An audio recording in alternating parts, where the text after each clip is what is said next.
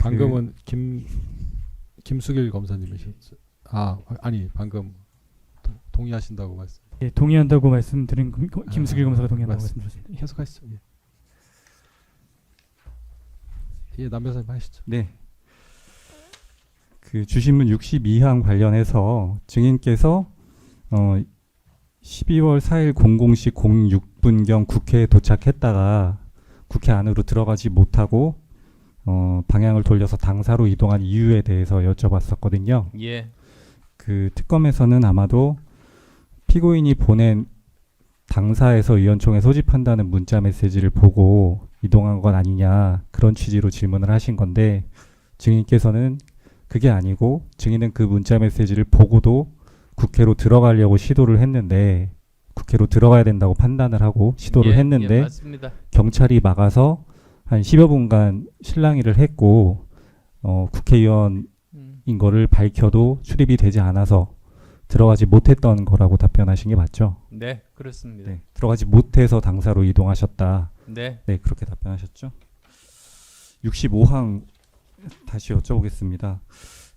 그 원내대표인 피고인의 당사 집결 공지가 없었다면 그 상황에서 어떻게 행동하셨을 건지 여쭤봤는데, 아까 증인께서는 그래도 당사로 갔을 것이다. 국회 출입이 안 되는 상황이면은 뭐 길거리에 계속 있을 수는 없었을. 여의도에서 어디를 가겠습니까? 결국은 저는 유일한 선택지가 당사밖에는 없다고 판단합니다. 네. 그럼 그 두 가지 진술을 종합하면 피고인의 당사 소집 문자를 받고도 증인께서는 국회 진입을 시도하셨던 거고, 그게 실패해서 당사로 오셨던 건데, 당사로 오신 거는 피고인의 당사 집결 공지가 없더라도 당사로 오셨을 거라는 취지죠. 예, 그렇습니다. 그리고 또 뭐 설령 당사로 모이라고 그 공지를 받았더라도 국회의원이라는 게 뭡니까?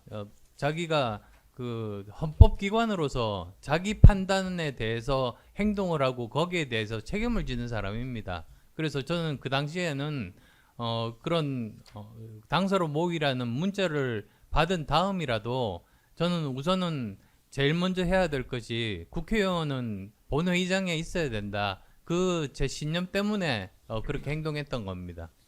네.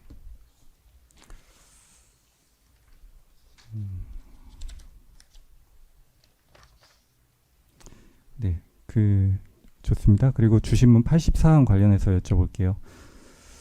그 피고인이 국회의원들에게 보낸 이제 의원총회 소집 공지 메시지가 있지 않습니까?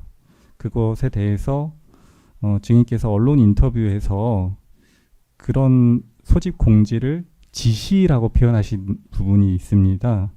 지시가 4번 바뀌었다, 이런 표현을 사용하셨고, 이에 대해서 특검이 그 피고인의 집결 공지 메시지는 반드시 따라야 하는 지시로 받아들일 수밖에 없었던 것이냐라고 질문을 했는데, 그렇다는 취지로 답변하셨거든요.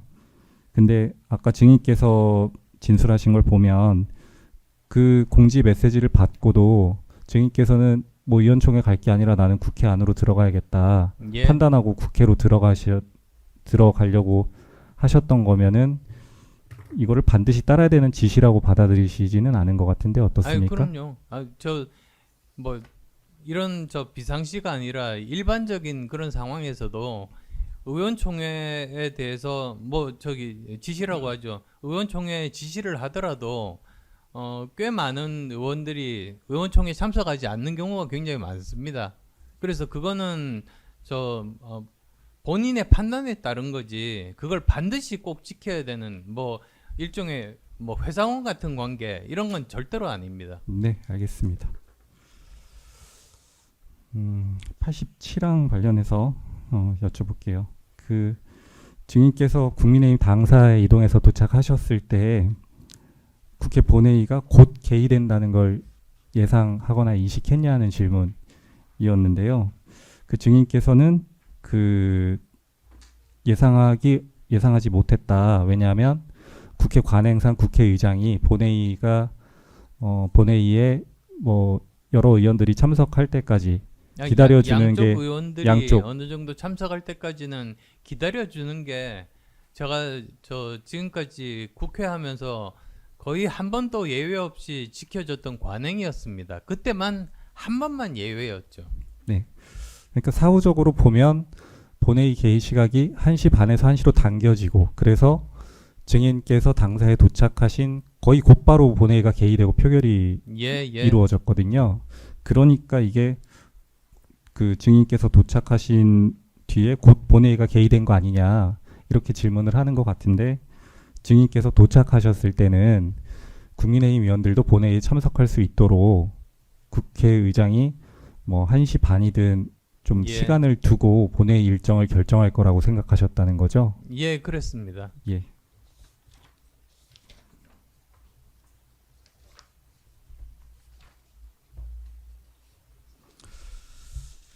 그 주신문 119안 관련입니다. 그 김태호 의원 진술을 인용해서 질문을 했는데요. 국회의원이 국회에 들어가는데 경찰이 막는 건 있을 수 없는 일이다. 뭐 그런 상황에 대해서 김태호 의원은 별로 의식하지 않았다. 이런 취지의 진술이 있었습니다. 증인께서도